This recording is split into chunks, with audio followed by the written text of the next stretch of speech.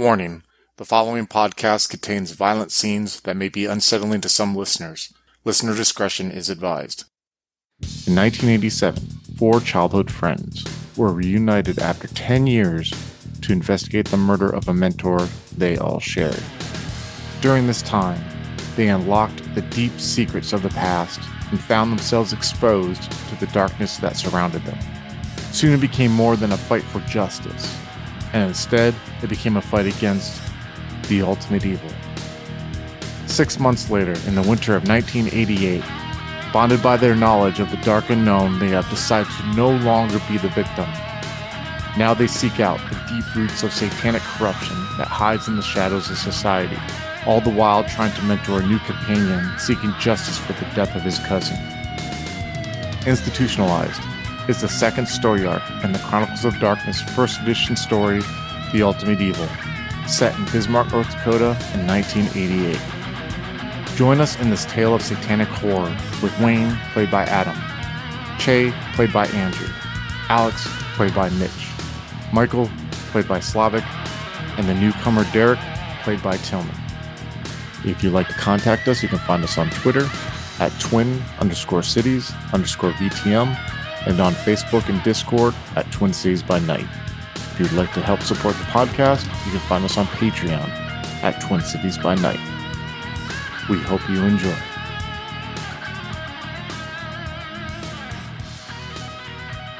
So, Derek, you and Wayne drive in your separate vehicles to the main bar. It's actually not too far from the headquarters of Dakota Investigative Services, which is also on Main Street. Now, have you ever been to the main bar, Derek? Would you say that he's ever been to the main bar? It's pretty like a hole-in-the-wall bar. Have you ever been there for any reason? Derek's pretty young still. I believe we said he was 23-ish. So I'm thinking mostly when he's been out drinking, it was with his former work buddies. And I'm not sure about the locations, whether that's close by or whether that makes sense. Yeah, I mean, where you were working at, you were working more on University Drive, and I'm sure there's a couple bars there, hole-in-the-wall bars there. So I mean, you might not have, Bismarck at this time had probably like 50 to 70,000 people in there, which isn't relatively large, but not every individual is going to have gone into every bar at one point or another in there. And you're not really a bar fly type, so probably wouldn't have any reason to go there. So we say probably that you haven't been in the bar before. You follow Wayne as you both pull on the side of the road. You see Wayne's kind of like beater Oldsmobile that he's driving that kind of has like some rusted spots, but you see it seems to be running, fairly well. You park behind him. You kind of hear the slush along the gutters kind of roll up underneath your wheel well from your tires, that collection that never seems to solidify, but never seems to fully melt into water unless the temperatures get hotter outside. And you both get out of your vehicles and you see Wayne, you see like the sense of excitement from Wayne. Like he usually seems pretty comfortable in this environment. You can kind of see that his demeanor that he had when he was in the office of the Dakota Investigative Services with you to now has completely done like a 180. Where in there you kind of saw this guy who looks pretty laid back with the longer hair and the mustache, seemed pretty focused, did the cork board, was taking notes, had all these ideas, seemed even very on edge at the time because he had that run-in with whomever was following him. Now he gets out of his vehicle and he closes the door and he turns and looks at you. You see he puts his hands to his mouth. It kind of like warms him up and he just puts his hands in his pockets and you see this smile like on his face, like he's excited to kind of get a break. And he's waiting for you to get out of your van when you turn off the keys to your ignition. Yeah, Derek makes sure to bundle up even if it's only a few yards to the entrance, but he doesn't want to get too cold just stepping outside. Yeah, and he's just hats you on the back and he's like, man, I don't think Alex is working tonight, but this is kind of where we hang out here. This is where we kind of diffuse. This is kind of where, where we like to relax and kind of wind down and forget about our day. Matter of fact, like the first time I saw these guys, like in almost like 10 fucking years was in this place. It's kind of crazy. And he kind of opens up the door, waiting for you to kind of walk in. He's being a gentleman for you to let you walk into the bar. What? He's being a gentleman, then he should go first. Anyway, I make conversation with him, like, oh, Alex works here? I didn't realize. Yeah. I don't think he's working tonight. Maybe he'll stop by. I don't know. Like, and you just see him kind of like walks in behind you. And as you walk into this little hole in the wall bar, you kind of feel the warmth of the heaters inside of here kind of like makes you feel a lot better than when you were just outside, where you could, even in that like quick 30, 40 seconds, you could feel the sharpness of the wind and the cold, especially now that it's dark and the sun's out. But you feel like once you get into this bar, you kind of overwhelmed with the smell of cigarette smoke. You don't smoke, so it kind of hits you right away. And you see there like there's this hazy cloud of it that kind of hangs in this bar. You can hear Bachman Turner Overdrive is playing right now on the jukebox. And you can look to the left and right, and you see that there are these booths that are along the wall that have this maroon kind of like cheap pleather. And you can see in some of it, these booths, it's tore a little bit. You see like white stuffing coming out just very minutely out of some of these tears, like it's been so aged and it hasn't been properly taken care of. You see that the tabletops, they're made of plastic, but they have like that thin vinyl topping that's kind of peeling off at the corners a little bit. And you see in the middle of this bar, there's like 3 or 4 circular tables that are waist high that have the higher seats that you can sit in. You see to the left when you step in an old cigarette machine where you could buy packs of cigarettes, like a vending machine. And then you see to the right, this payphone in there. And then right next to that, you see this jukebox. Right now, there's not that many people in here. You see there's about like 5 or 6 people that are just kind of sitting there. They're smoking or they're drinking along the booths. And you see when Wayne walks in, he goes to this circular table, one of the taller circular tables. And he's like, man, this is where we usually sit here when we hang out. Go ahead, grab a seat. And you see him take off his jacket and puts it on the back of the seat. And you see this lady comes walking up. And she's wearing like this right now, she's wearing these blue jeans and she has these black leather boots that the jeans are tucked into, like kind of cowgirl boots. And she has this plaid shirt on, which is tucked in, has this belt buckle, like a bigger one that has silver and rhinestones on it. She has kind of black hair that's slightly curly. It's not quite permed, but it goes down to her shoulders. And she looks to be maybe in her late 20s. And she walks up and she smiles at Wayne. And Wayne was like, come here, give me a hug. And he gives her a hug. And she gives him a hug back. And then she looks at you and she's like, you're a friend of this loser right here. And she just pats him on the back like she's joking around. Co-worker since today. Oh, nice. You guys are expanding, huh? She's like, hi, my name's Carla. She just rubs you on the shoulder, but not like any kind of sexual way, just kind of like a warm, enthusiastic way. She's like, what, you want a drink? You guys want a picture of Bud? And he's like, yeah, give us a picture. Bud Light, Budweiser okay for you? Or are you a Bud Light guy? You see Wayne look at you. I think Derek just shrugs. He's like, Budweiser, we're going to do Budweiser. You see him sit down. And when he sits down on the chair and she walks off to go get the drink, he lights a cigarette and he just kind of motions for you to sit across from him. He's like, go ahead, have a seat, man, relax. Yeah, I think Derek is again unfolding from all of his winter clothes and gear. He's thinking to himself, God, I'm going to have that talk with Mom again about my clothes reeking of cigarette smoke. Yeah, indeed. So Wayne takes out this piece of paper and he lays it on the table and you see it's the name on there and it's the phone number. And you see like Melissa's written on there and the phone number. And he looks at you and he's like, you think I should call her? I mean, it might just be your voice machine, but you think I should? Do you want to? Yeah, I want to. All right. And I like pound the table in it. He's like, okay, give me a second. He like takes the paper and you see him like walks towards the payphone. He's like, I'm probably gonna get her answering machine anyways. You see him walk up to the payphone. You see him put like the phone handle between his shoulder and his ear, and he puts in a quarter from his pocket and he starts looking at the paper and he's like looking at the keypad. You see him standing there and he kind of just looks like blasé. And then you see him sit up like he got electrocuted, like something shocked him. And you see him take the phone. And then you see him put a hand on the top of the phone booth and he's just kind of leaning against it. Like somehow him looking more relaxed is going to sound more relaxed over the phone. And you see like he's talking for a while and you see Carla just drops off 2 glasses and the picture of Budweiser and she just turns around and walks off. And you see he's just sitting there. And then you see him look at you and he gives you a thumbs up and he nods. And then you see him nod again and he hangs up. He runs over to the bar real quick. And he's like motioning to Carla, and you don't understand what he's saying to her or what she's saying to him. But then you see her hand him a pen. You see him write down something real quick on that piece of paper. And he walks back and he looks at you. He's like, so I got good news and I got some bad news. Which one do you want to hear first? I guess you got the date. And what's the bad news? You're going to be here by yourself. But hey, enjoy the free pitcher of beer. I'm sure Mike will stop by soon, okay? If not, it's a free pitcher on me. But she just got home. And yeah, I mean, she sounds like she wants me to come over. So I got her address here. I just really need this right now. You know what I mean? It's been a really stressful day. All this stuff going on. I'm sure you understand. He's saying that he's putting on the jacket like he's not even waiting for you to be like, hold up, don't leave me. And he just pats you on the shoulder. He's like, here, enjoy your beer. Be safe. I'll talk to you tomorrow. Okay, man? I think Derek is just a little bit overwhelmed, but also finds the whole situation like fucking hilarious. He's laughing it off and like cheering on Wayne, but also immediately he's like, what the fuck am I doing here now? He's like alone at the table at the bar with a pitcher of beer by himself. Yeah, I know, and you're only 23, right? You're not supposed to be at the stage yet. You hear, though, the music switch to Hank Williams' Country Boy Can't Survive as you're sitting sipping on this beer. And you see Carla, she goes to these other people and she checks on them. And then you see her kind of go to where Wayne was sitting. And she sits down at the chair and she's like, you mind if I have a cigarette here? I'd like to get off my feet real quick.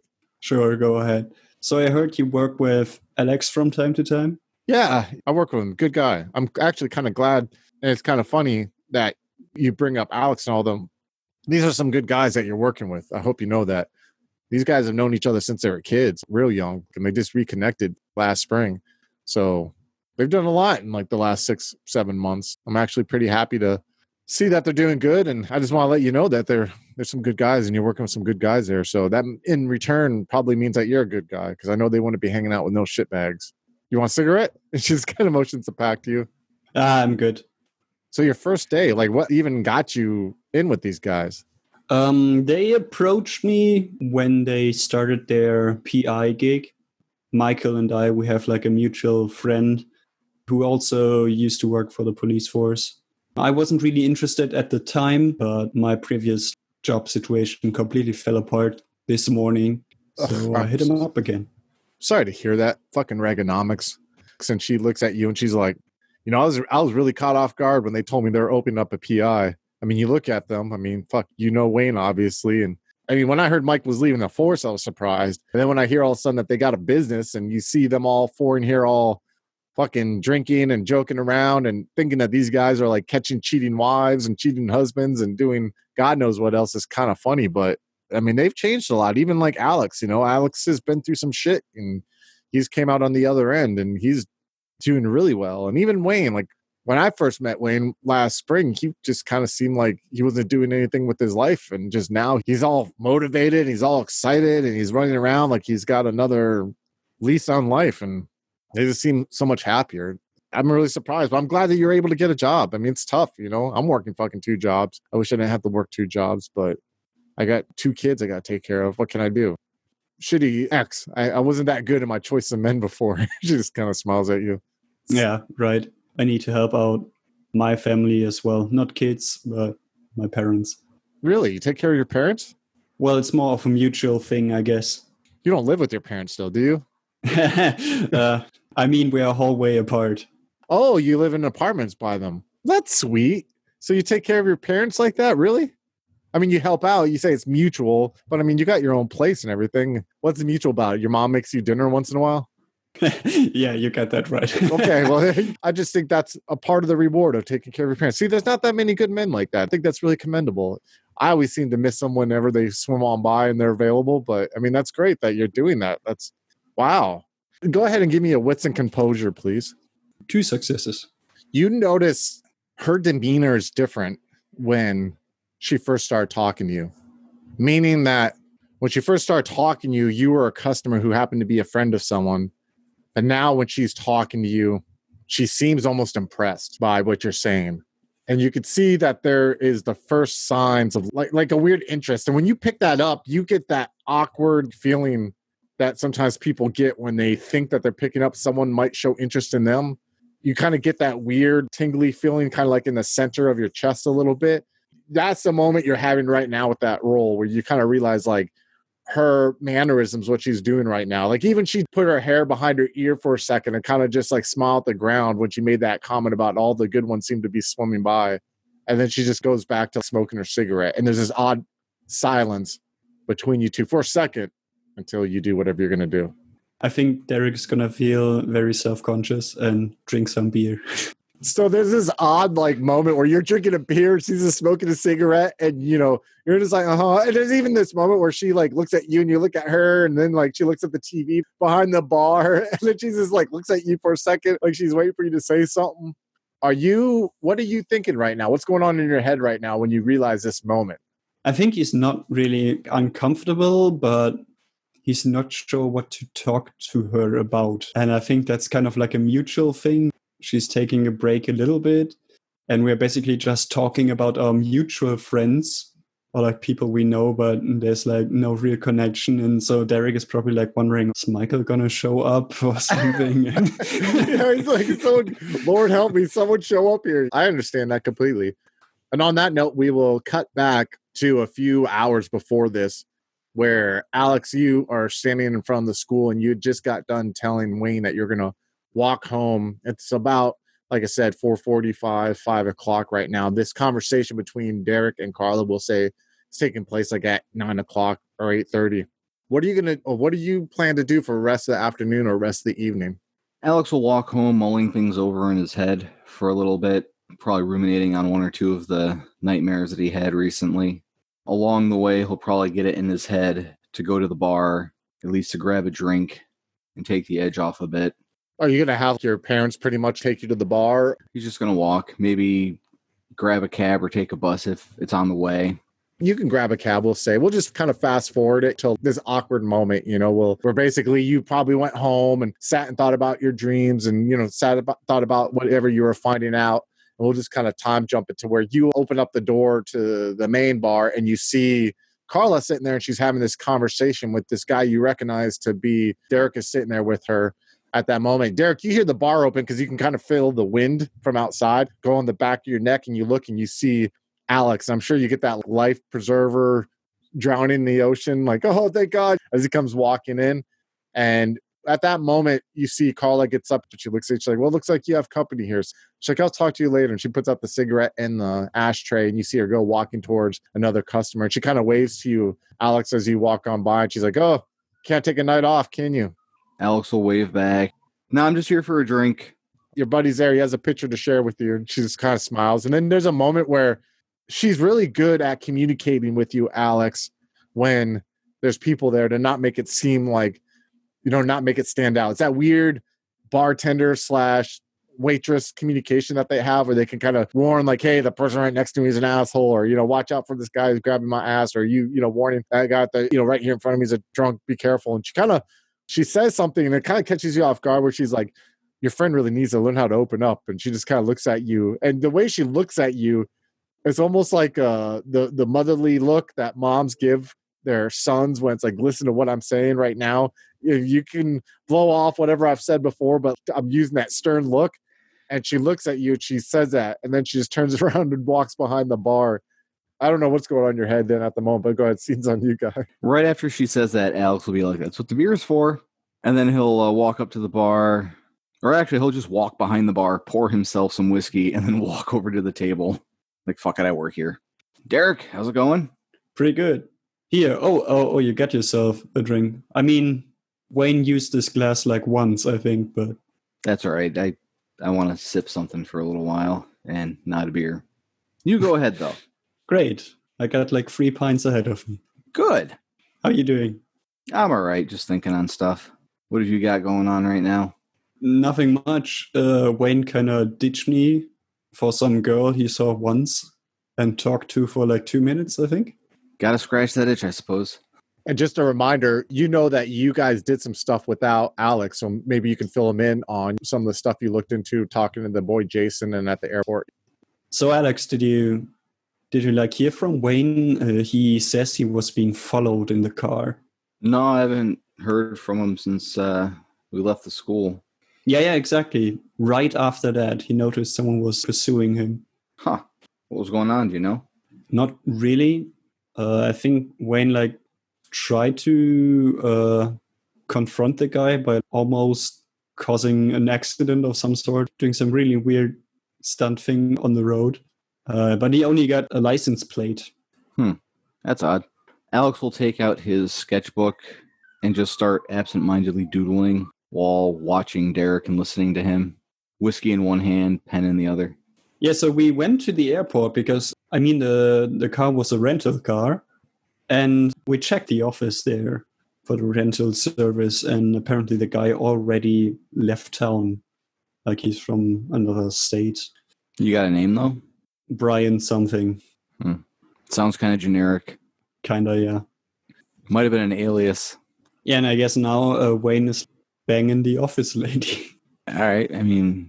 Okay. That's neither here nor there for me. So what else we got going on? Any other leads? As I think that was planned, we went to talk to that Jason kid. Anything come of that? A little bit. So for a start, like Toby and Jason are really close friends. Close friends or close friends? Oh no, they're good friends. And I'm thinking like Toby has a hard time trusting anyone besides this Jason, maybe the old guidance counselor. All right. So I believe the first time Toby ran away, he hid in Jason's closet. And Jason would sneak food from the kitchen to him and so on. But, eventually it was found out. The disturbing part is that Toby, I guess, suggested that there was weird sexual stuff happening at that school of his. Of course there was. I don't think Jason knows any details, and probably Toby didn't tell him any. Did we pick up any evidence, anything physical that might date back to that? Now that you say it, we probably should have asked for that, but I don't think we did. You got a car? Oh, yeah. All right, let's go back to the school real quick. I want to try something. Right now? Yeah, fuck it. You have to drive, though. I can't. And I'll just slam the rest of his whiskey. Okay, you sure we don't even want to wait for, Michael? I think he should be showing up rather soon. Oh, he's on his way here? I think so. He just wanted to do some, office stuff. Alex will turn and look for Carla. You see Carla's at the bar. You notice that she's washing her glass and she's kind of looking at you two more intently than she probably normally would look. And then the moment she sees you looking at her, looking at him, you see she looks down at the glass real quick and then looks back up at you like you better not say anything. There's this communication. She's just giving you a stern look. Hey, Carla! She's like, yes, Alex? When Mike gets here, tell him we're going to the school. Which school would that be, Alex? He'll know what I'm talking about. Just tell him. Okay. Now, out of character, I don't think there's going to be any evidence at Hughes because he didn't go to Hughes. The school you were talking to the counselor at was just the school that the counselor is now working at. But the school he used to work at is an hour north. Give me a wits and composure roll, both of you guys. I am clueless. Half a glass of beer and Derek can't think straight.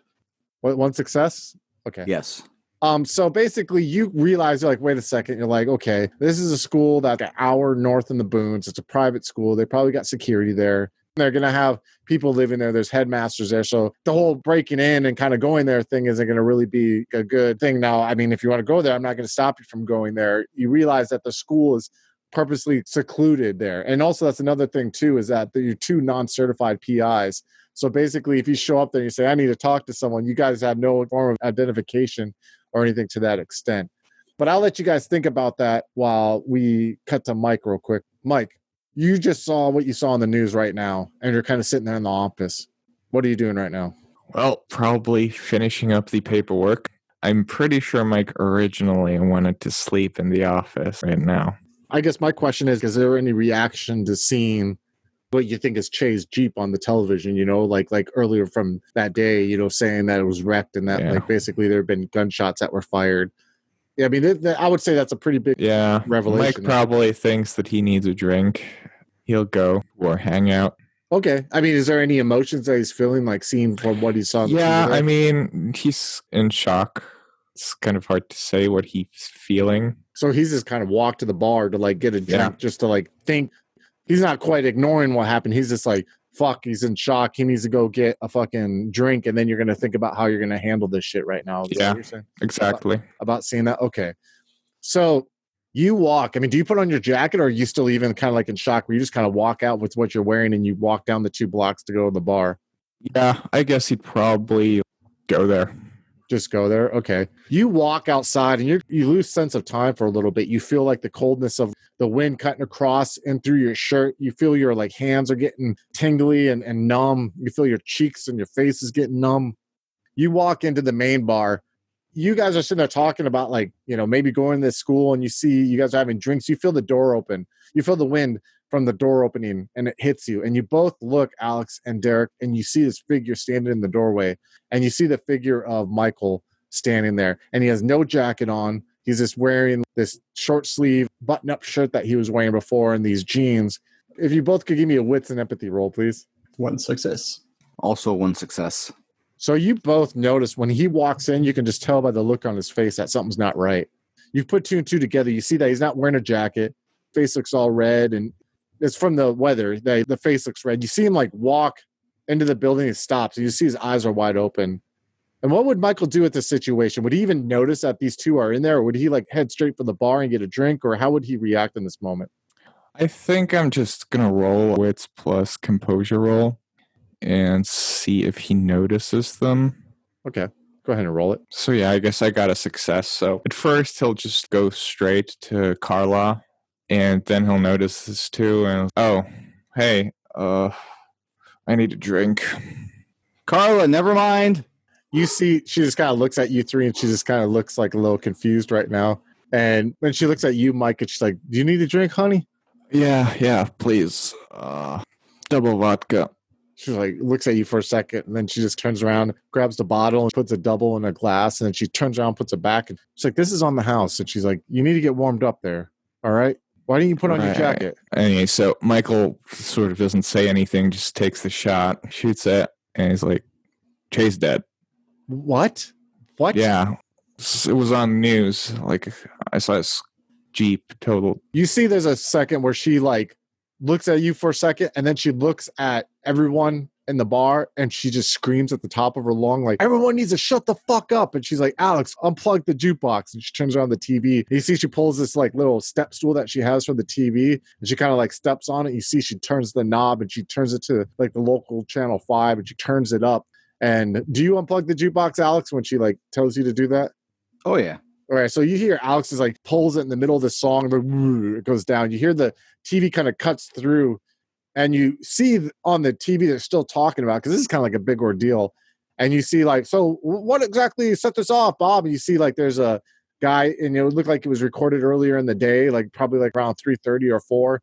And you see this guy with like this silver microphone. He has like a mustache, and he has thick black hair, and he's like, "Well, it looks like what happened here, Craig, is that there was a high-speed chase between 2 people in a vehicle. Looks like shots were fired somehow, and the Jeep here that you see behind me that's flipped over was the recipient of the shot. The driver is listed in critical condition right now at MedCenter One, but they still don't have any leads on the person who was chasing this individual. The police are asking if you do have any information that you please call the local Bismarck PD and you give any kind of tips that you may have. This is just really crazy. It's nuts. There's no anyone who's a suspect right now for what, and there's no even theories of what exactly caused this. All we have is this like short clip that you can see from this camera here earlier today, and you see like where they show like a bank camera, and you see where it shows this black and white grainy video, and you know how those videos skip, and you just see the white Jeep is driving through a light, and you see that there's this darker vehicle that is driving behind. It looks like a town car, Lincoln Town car or something.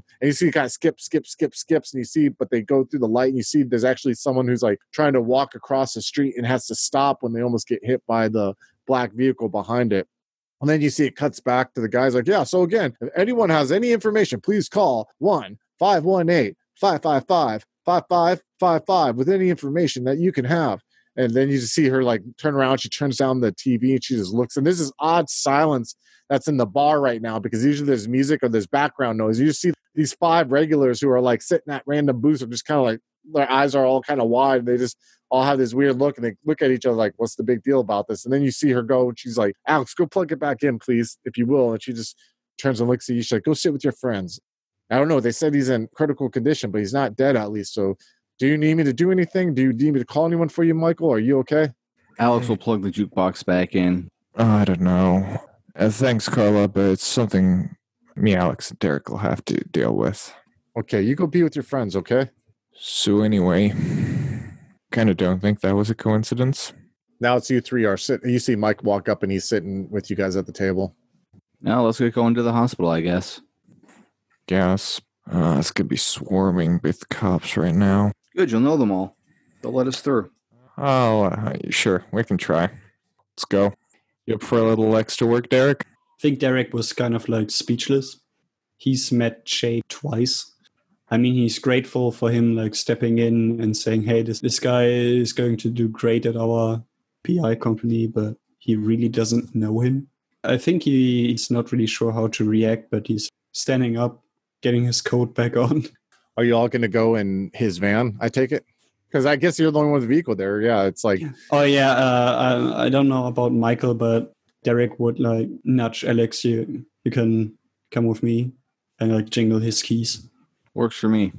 Sure. Let me just get my jacket first. You said that you're going to have Michael drive, or were you going to drive?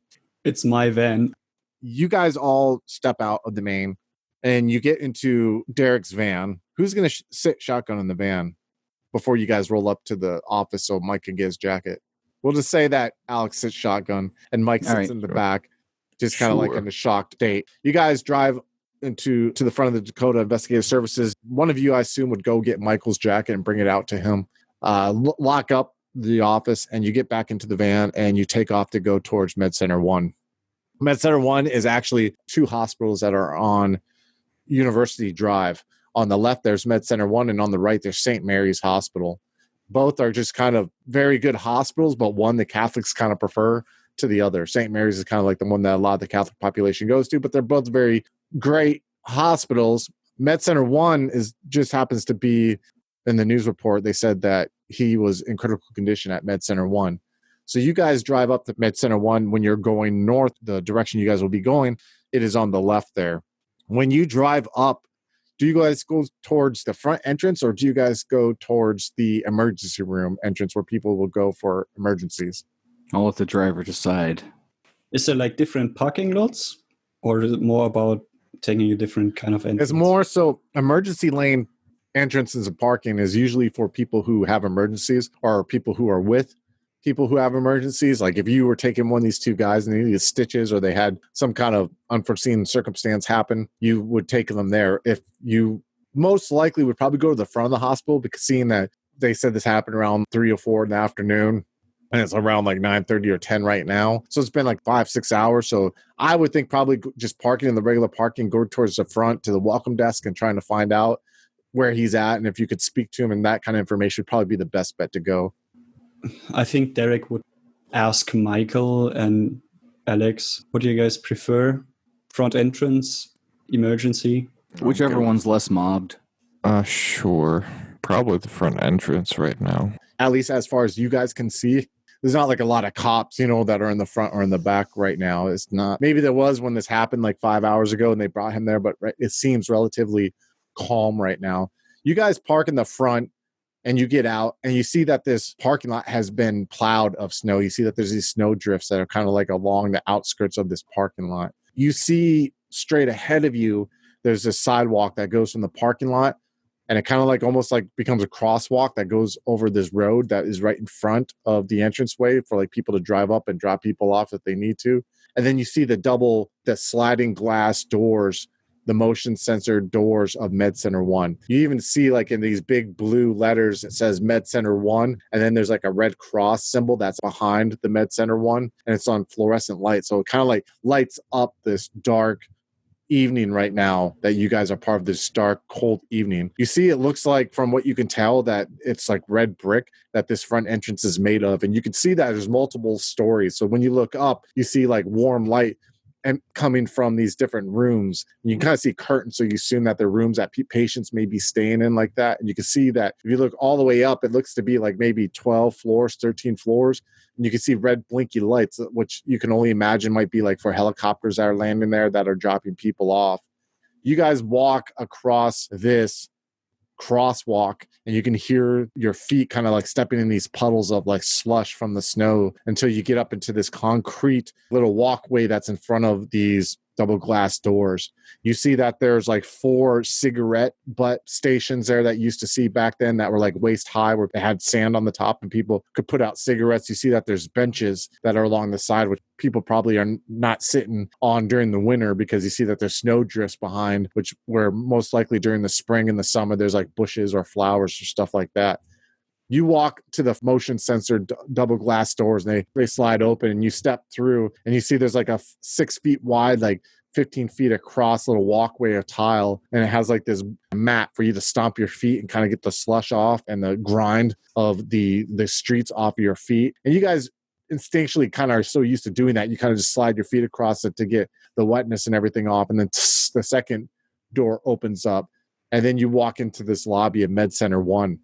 You see on the left, there looks to be like waiting. Now, this isn't the emergency room. This is a normal area, but you see there's like empty couches that are there, and there are like little magazines are kind of strewn about, little like coffee tables. You see that there's a TV up in the corner that's playing something. You see that there's a desk that has, it looks like a cop that's sitting there, and he's like just reading a magazine, and you see this large walk-up desk, and you see it looks like during the day like maybe 6 nurses could be sitting there, and you could walk up and speak to one of them to get information. You see behind it there's another MedCenter One sign on the wall, and right below it on another desk behind where the nurses would sit or the attendants would sit, there's a rather large fish tank that has these different fish kind of swimming in it. And you see there's one nurse who's sitting there. You see she has like these pastel pink and shirt on and like blue nurse's pants, and she kind of looks up at you. She has blonde hair and it's kind of in a bun. She looks to be like in her 40s as you 3 walk up, and you see behind her and to the left there's like these double doors that people can push to go behind, and there's also elevators that are on the right there for people wanting to take elevators up. And she's looking up at you 3, and again, there's no sense of urgency because this isn't an emergency room at the time, but she just kind of looks up and she's like, "Can I help you 3?" Alex will walk up to her. Yeah, we're looking for the guy that was in that accident that's on the news. And you see there's a moment where she kind of looks at you and she's like, well, she looks at you like, are you a family member? We're friends, very close friends. And also he's a cop. Well, was a cop. And she just kind of looks at Michael.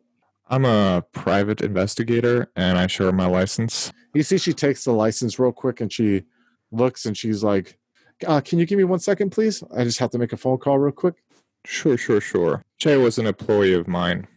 Okay, thank you. And she kind of turns around and walks towards the back desk where there's like the fish tank's at, and you see that there's like a couple phones there, and she picks the phone up. And you see there's a moment where she's sitting there and she's kind of talking, and you can't quite make out what she's saying. Are any of you trying to hear what she's saying? Not really. Okay. She's just sitting there. She's talking. And in the moment she nods her head, she hangs up. She turns around. She walks back towards you, and she looks at you, and she's like, okay, there's going to be someone here coming to talk to you real quick. And it's one of the officers who are assigned to be sitting outside of his room, and he will go ahead and handle it from here. Is that okay? Yeah, that's fine. Okay. And you see there's a moment. She's like, you can go have a seat over there.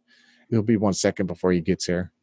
And you go sit on these couches, and you guys are sitting there for a second, and you hear ding, not too long, the elevator slides open. You see that there's this cop come walking up. He has dark navy blue pants on. He has like a yellow stripe on the side, and he has like a sky blue shirt on. And you see he has like the Bismarck PD badge. You can hear the creaking of his leather belt that he has his weapon attached to on the side. And you see that there's handcuffs on there and a couple other pouches. And you see he walks up, and you look up at Michael, and you recognize this guy is Ryan. You know that he's a guy who kind of came on the force not too long after you came on. And there's a moment he looks at you. He has his blonde mustache that's very thick and well manicured and trimmed. And he has like kind of like a buzz cut. He's kind of slender. He looks to be about like 5'10", maybe like 160 pounds. And you know he's a good guy. He's not like an asshole. And he just kind of looks at you. He's like, hey, man. He like goes and he sits on the couch by you. He's like, are you doing okay, buddy? Yeah, I'm doing fine. Michael goes in for the handshake. It's also kind of business, but you also kind of know the dudes. Yeah, you guys are both standing there shaking each other's hands, and he like pats you on the shoulder. He's like, sit down. He like pulls up a chair and he like sits there. He doesn't even acknowledge you two right now. He's just like zoned in on Mike. I'm so sorry, buddy. He's like, this is a guy who worked for you at the new business. Yeah, real shitty situation. I just heard it on the news, so I beeline straight here with coworkers. Yeah, but at first they thought it was some shit from the res or some drama. I mean, we never see shit like this around here, but then we found the ID on him, and I was like, hey, I know that's the guy that Michael works for and everything. Holy shit. They don't know what caused this shit. They have no fucking lead at all. I mean, was your friend in some shit or what? None that I know of. Could be, who knows, vengeful client or something like that. I mean, that's why we're here, actually. We're trying to figure this out. Hey, buddy. I don't know what to tell you, but he's not doing too good, eh? He's in a coma right now. They got him on machines. I mean, they said that he's alive, but they don't know about brain activity. I don't know, buddy. We trying to find his next of kin, and we don't have any names or anything like that. There was Che's grandfather, right? Wasn't there? Yeah, Raymond. Yeah. I guess I have his phone number. Yeah, we'll say you have his phone number and information. I'll take out my address book. You see he pulls out his notepad and he kind of like writes the information down. He's like, hey, they probably won't let anyone see him now, but they said in the morning maybe. If you guys want to stay here overnight, like I can get you some blankets and a cot and everything. And if you want to stay, that'd be great. All right. You know what would really help us if you could find some, I don't know, if the police find any sort of information, if you could, just forward it to me somehow. Oh, fuck yeah. That'd be a real help. Yeah, of course, like you're a good guy, Mike. I mean, it was a bummer you left, but I don't blame you. It seems like you're doing good fucking things here. Yeah, I am. It's actually pretty interesting, if you ever get bored of the blue life, give me a call. Do you get to carry? I mean, hey, I'm sorry. I don't mean to be rude. And you see finally like there's this like pleasantry going on between him and Mike. So he pops out of the zone and he looks at you, Alex and Derek, and he's like, hey, Ryan. And he stands up and he like goes to shake your hand, Alex and Derek, as you guys are sitting there. Sorry, take it you work with this guy. Hey, watch out. He's trouble, Make sure he pays you everything, okay? Check your fucking pay stubs, all right? Alex will shake his hand.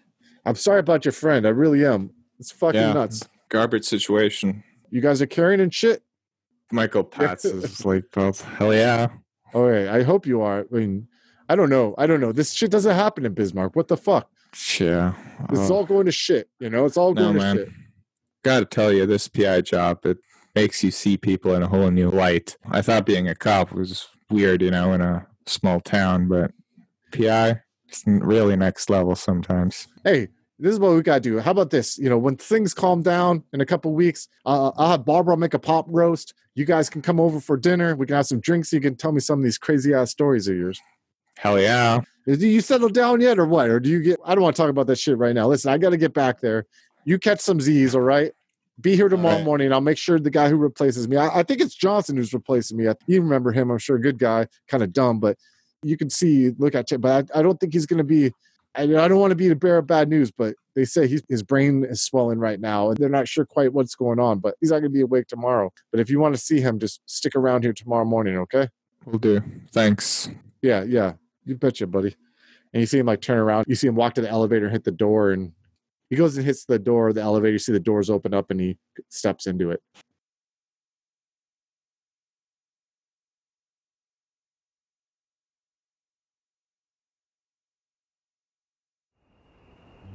Why don't you take a look through our growing catalog of one-shot scenarios to find out about Chronicles of Darkness, Delta Green, Call of Cthulhu, 13th Age, Eclipse Phase, Rogue Trader, Slasher Flick, and probably even more.